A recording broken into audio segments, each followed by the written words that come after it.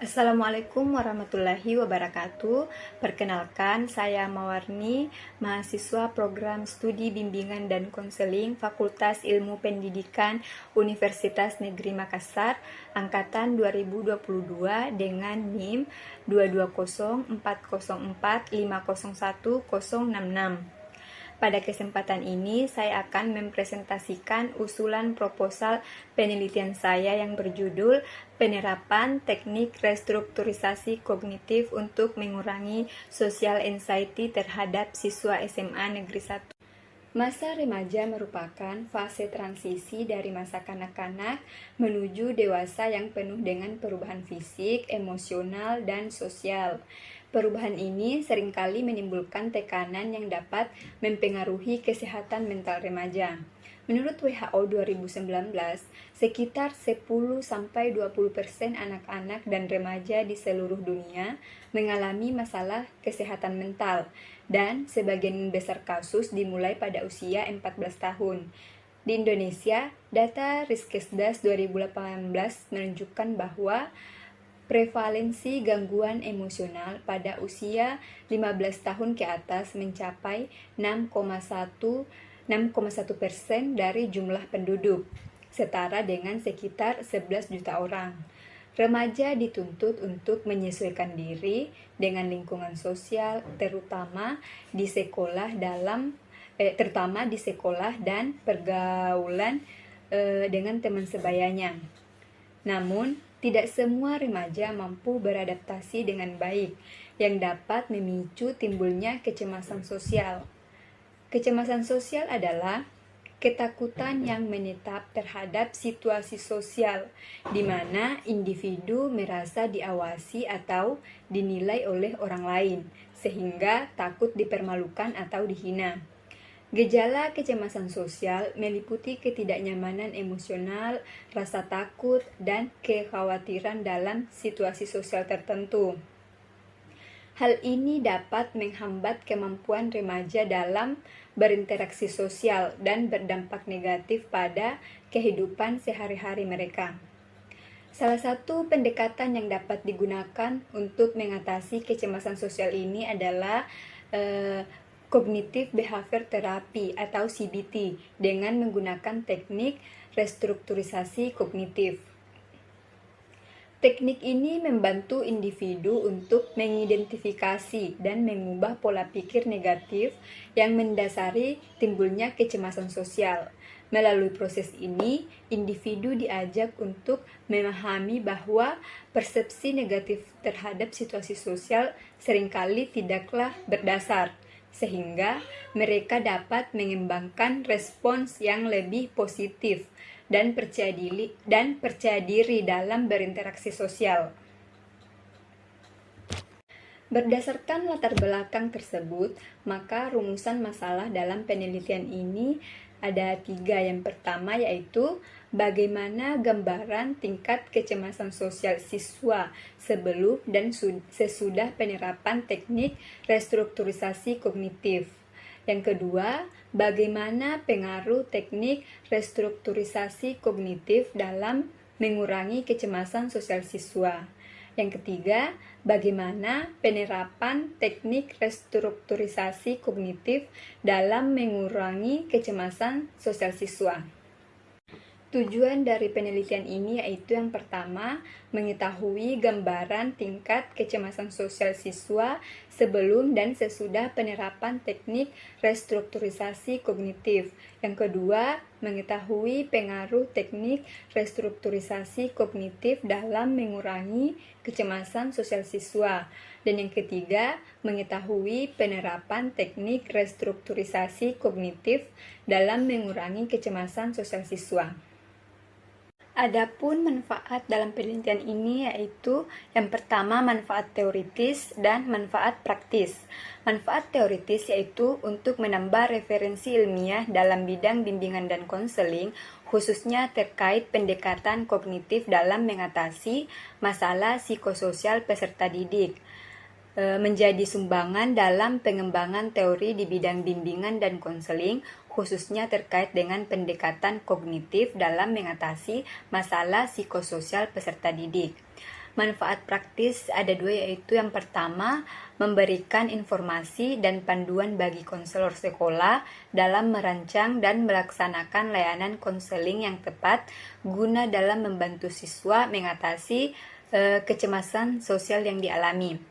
Yang kedua, menjadi referensi tambahan bagi konselor dalam menentukan kebijakan strategis dalam pelaksanaan layanan bimbingan dan konseling, khususnya dalam upaya meningkatkan keterampilan sosial, rasa percaya diri, dan partisipasi aktif peserta didik dalam kegiatan sekolah.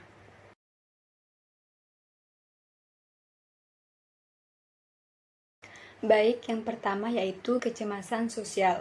Kecemasan sosial adalah bentuk gangguan kecemasan yang ditandai oleh rasa takut yang berlebihan terhadap evaluasi negatif dari orang lain, serta keengganan atau penghindaran terhadap situasi sosial. Menurut American Psychiatric Association, gangguan kecemasan merupakan suasana perasaan yang ditandai oleh gejala fisik seperti ketegangan dan kekhawatiran mengenai masa depan.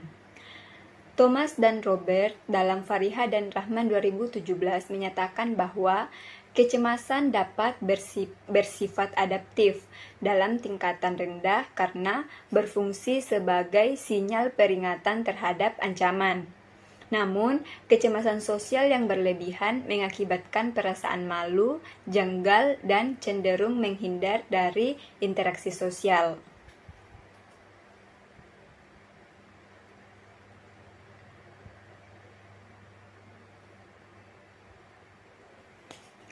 Butler 2008 dalam Rianti 2000 Butler dalam Rianti 2020 menegaskan bahwa kecemasan sosial menyerang pikiran individu, menyebabkan mereka merasa akan diberi label negatif atau mengalami malu di depan orang lain. Fisher dan Cor-Coran dalam Misnani 2016 menyebutkan bahwa kecemasan sosial merupakan rasa takut yang berlebihan terhadap kritik, mendorong individu untuk menghindari kelompok sosial, terutama karena pengalaman traumatis seperti penolakan atau penghinaan oleh rekan sebayanya. Dari beberapa penjelasan tersebut dapat disimpulkan bahwa kecemasan sosial adalah gangguan psikologis berupa ketakutan berlebihan terhadap evaluasi negatif dari orang lain yang mendorong individu untuk menghindari situasi sosial, seringkali sebagai dampak dari pengalaman interaksi negatif sebelumnya.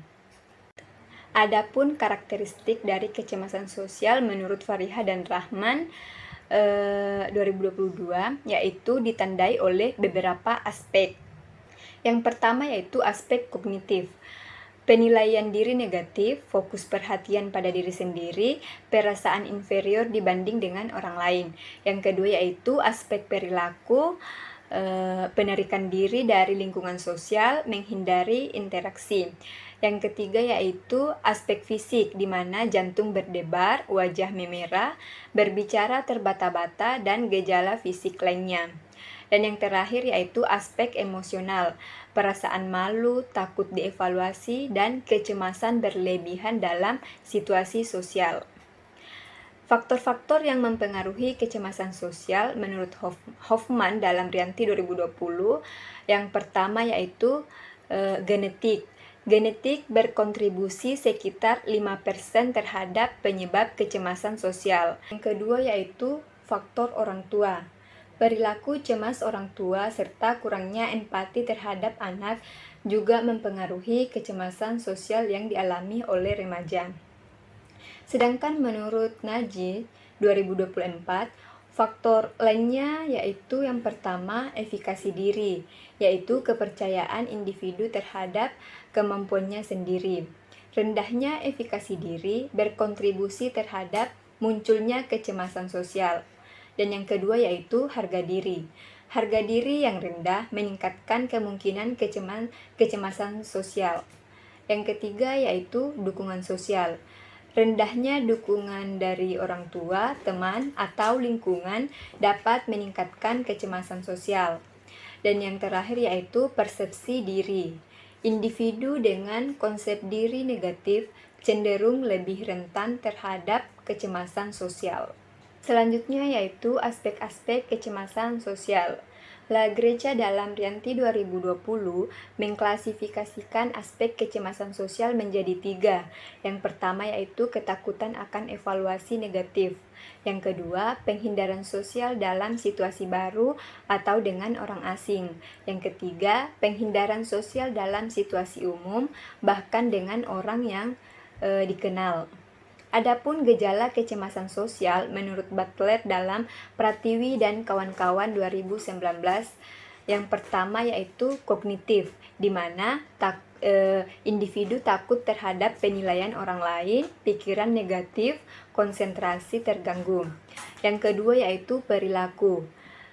Individu menghindari kontak mata, berbicara pelan atau cepat, dan menghindari situasi sosial. Yang ketiga yaitu fisik, di mana wajah memerah, berkeringat, jantung berdebar, pusing, dan mual. Dan yang terakhir yaitu emosional, merasa gugup, marah pada diri sendiri, merasa tidak berdaya ataupun putus asa. Melihat komplektivitas dari kecemasan sosial ini, tentu ada dampak yang akan ditimbulkan. Kecemasan sosial berdampak pada keterbatasan individu dalam mengeksplorasi potensi, menghambat prestasi akademik, serta mengurangi kualitas relasi sosial. Mereka yang mengalami kecemasan sosial cenderung menghindari situasi sosial dan memilih lingkungan yang aman, menunjukkan perilaku defensif dan menarik diri. Yang kedua yaitu teknik restrukturisasi kognitif. Restrukturisasi kognitif adalah teknik dalam kognitif behavior therapy atau CBT yang berfokus pada identifikasi, evaluasi, dan perubahan pikiran negatif atau irasional menjadi pikiran yang lebih rasional dan adaptif. CBT menekankan perubahan keyakinan maladaptif dan perilaku yang tidak produktif, serta membantu individu mengembangkan respons emosional yang lebih sehat. Tujuan dari teknik restrukturisasi kognitif ini yaitu untuk membantu individu mengidentifikasi pikiran negatif, mengubah pola pikir yang tidak sehat menjadi sehat atau rasional dan adaptif, dan meningkatkan perilaku positif serta mampu mengatasi kecemasan dan tekanan yang dialami. Ada 7 tahapan dalam teknik restrukturisasi kognitif menurut Doyle dalam Rufaida dan Carnelli 2020. Yang pertama yaitu pengumpulan informasi latar belakang. Yang kedua, peningkatan kesadaran akan proses berpikir. Yang ketiga, evaluasi rasionalitas pikiran. Yang keempat, mengkaji keyakinan logis dan irasional. Yang kelima, pembelajaran mengganti keyakinan maladaptif. Yang keenam, reorganisasi pemikiran dan perumusan tujuan realistis. Dan yang terakhir, pelatihan berpikir rasional melalui simulasi dan latihan seperti talk stopping dan relaksasi. Adapun beberapa penelitian yang relevan terkait masalah yang diangkat dalam penelitian ini yaitu penelitian yang dilakukan oleh Fathul Harjanto dan Latifa 2020 yang menggunakan teknik kognitif restructuring dalam konseling kelompok kepada siswa SMA yang hasilnya menunjukkan penurunan kecemasan sosial secara signifikan. Juga penelitian yang dilakukan oleh Pujiati dan Noviandri 2018 yang meneliti tentang efektivitas teknik kognitif restructuring pada siswa dengan desain eksperimen, yang dimana hasilnya menunjukkan teknik ini efektif dalam mereduksi kecemasan sosial siswa pada SMA Negeri Darussalam. Kerangka pikir penelitian ini dibangun berdasarkan teori-teori yang telah dijelaskan sebelumnya dalam tinjauan pustaka. Hipotesis merupakan jawaban sementara terhadap rumusan masalah yang masih bersifat teoritis dan belum terbukti secara empiris. Penelitian ini memiliki dua hipotesis, yaitu yang pertama hipotesis 0 atau H0, di mana di hipotesis 0 ini teknik restrukturisasi kognitif tidak efektif digunakan untuk mengurangi kecemasan sosial peserta didik. Dan yang kedua yaitu hipotesis alternatif atau HA. Dalam hipotesis ini, teknik restrukturisasi kognitif efektif digunakan untuk mengurangi kecemasan sosial peserta didik.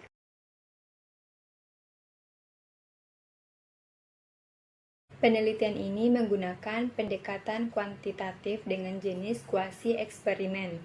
Peneliti memberikan pretest sebelum perlakuan dan post-test setelah perlakuan untuk melihat perubahan yang terjadi. Penelitian eksperimen digunakan untuk mengetahui apakah perlakuan tertentu, dalam hal ini yaitu teknik restrukturisasi kognitif, berpengaruh terhadap tingkat kecemasan sosial siswa. Variabel dalam penelitian ini ada dua, yaitu variabel bebas, yaitu teknik restrukturisasi kognitif, dan variabel terikat, yaitu kecemasan sosial siswa. Desain penelitian ini menggunakan desain pretest post-test dengan kelompok kontrol. Artinya, peneliti hanya menggunakan satu kelompok yang diberi perlakuan. Dalam definisi operasional ini ada dua, yaitu yang pertama kecemasan sosial. Kecemasan sosial yaitu perasaan takut, gugup, dan tidak nyaman saat berinteraksi sosial di sekolah. Dan yang kedua yaitu restrukturisasi kognitif, di mana teknik konseling ini untuk membantu siswa mengubah pola pikir negatif menjadi lebih positif. Selanjutnya yaitu populasi dan sampel. Populasinya yaitu siswa kelas 11-2 dan 11-3 SMA Negeri 1 Campalagian yang mengalami kecemasan sosial. Totalnya yaitu 32 orang.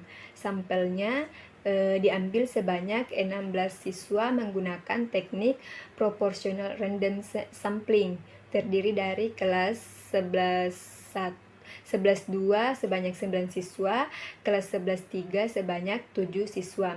Pembagian kelompoknya yaitu kelompok eksperimen 8 siswa dan kelompok kontrol 8 siswa. Teknik pengumpulan datanya yaitu ada 4. Yang pertama angket, observasi, wawancara, dan dokumentasi.